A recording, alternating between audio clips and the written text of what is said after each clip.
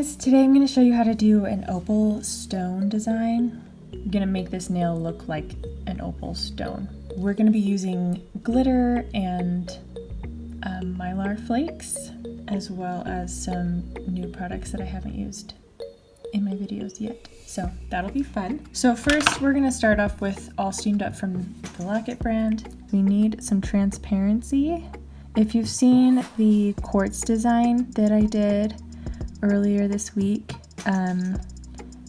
we're kind of going off of that a little bit. We're going to make a few alterations to that.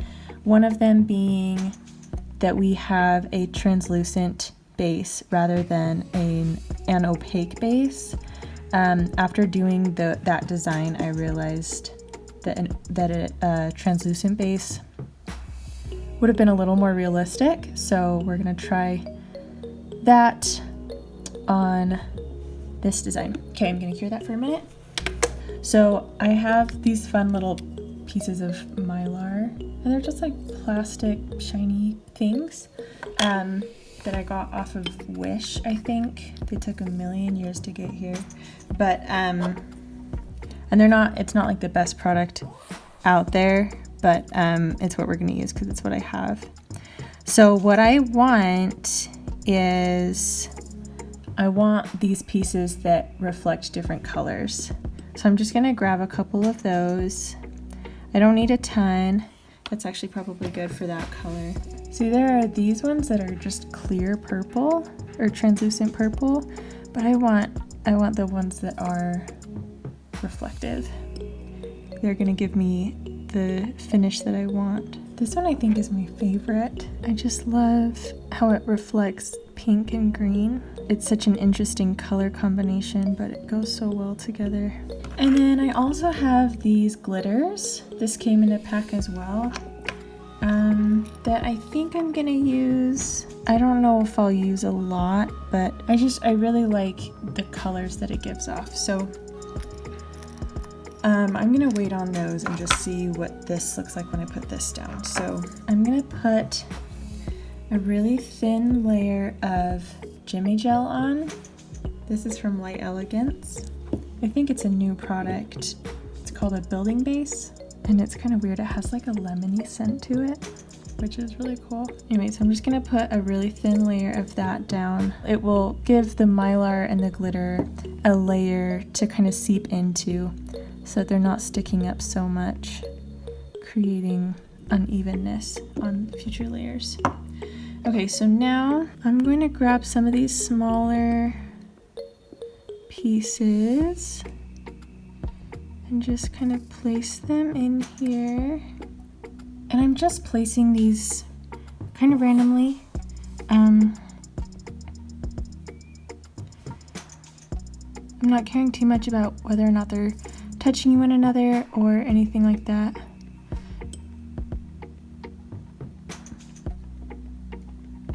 All right, now we go in with the blue. The tricky thing about this mylar is that it's not super high quality, and so it doesn't lay flat. It has like bends and stuff to it, so it can cause issues. Once I've got everything where I want it, I'm gonna put this under the lamp for a full minute. And while that's curing, I'm just gonna get more pieces out because we're gonna do another layer. And I've got some of these really big pieces, so I'm just gonna take some cuticle scissors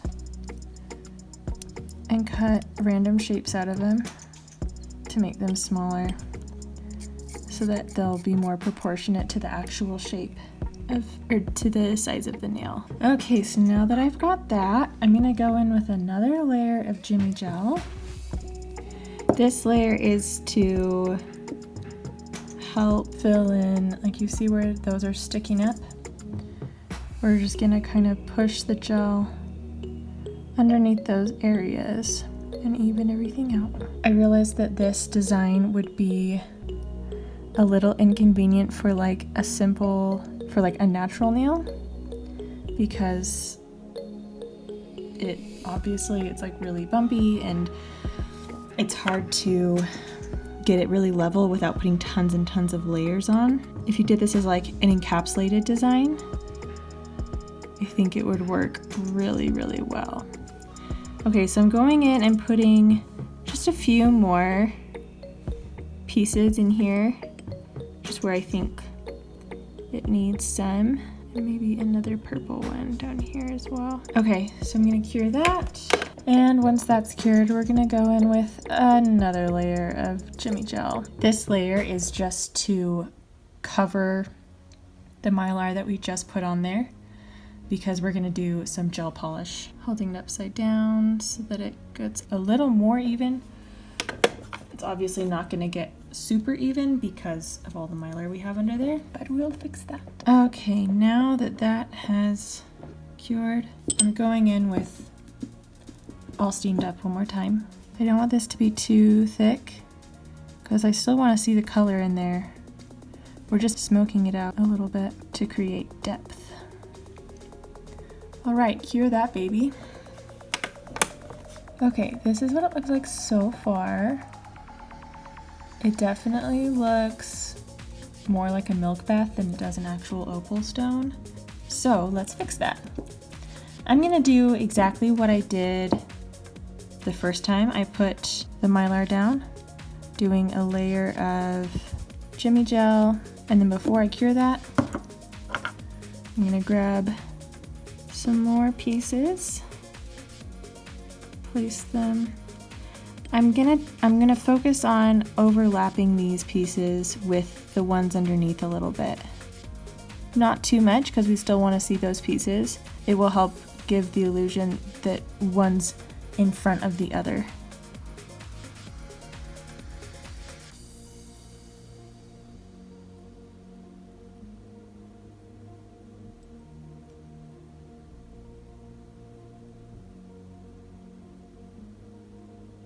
I don't want to make this layer too busy because it will take away from the bottom layer. Okay, I think that's good. All right, once that's cured, we're gonna go in with another layer of Jimmy Gel like we did before, just to fill in all those crevices and make it so that when we put that gel coat over top, it'll be as smooth as it can.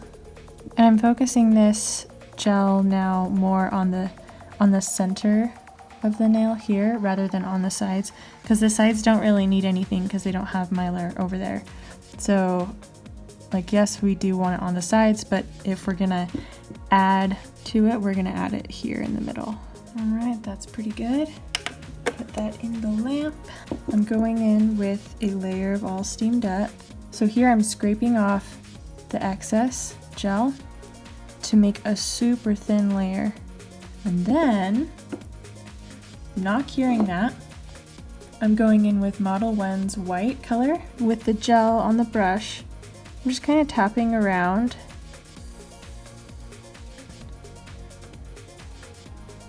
Especially around the edges here to kind of make some of those areas more opaque than others.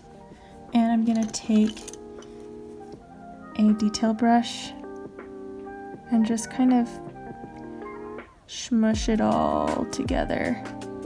This does not have to be perfect. The white doesn't have to stay perfectly white. I just wanted to add a little bit more opacity without having to add a ton of gel. So that's what that was about. Okay, that is looking more like a stone. Let's cook that. Okay, so now I'm gonna go in with another layer of Jimmy Gel to just fully even out all of those bumps and make sure that it's as smooth as we can get it.